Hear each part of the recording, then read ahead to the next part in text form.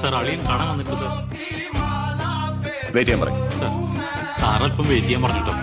അളിയ എന്നെ മറന്നുവല്ലേ? 3 മണിക്കൂറായി ഞാൻ വെയിറ്റ് ചെയ്യണം.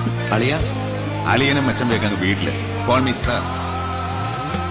ഇനി ഇവിടെ വെച്ച് നിൽക്കിട്ട് തന്നാലും കൊന്നാലും ചോദിക്കാൻ ആരുമില്ല. സർ, കളക്ടർ ഗോപിനാഥൻ കാണാൻ വന്നിട്ടുണ്ട്. വെയിറ്റ് ചെയ്യാൻ പറയും. മണിക്കൂർ 2 ഞാൻ കാത്തിരുന്നു. എന്തൊരു തിരക്കാരനറിയാ.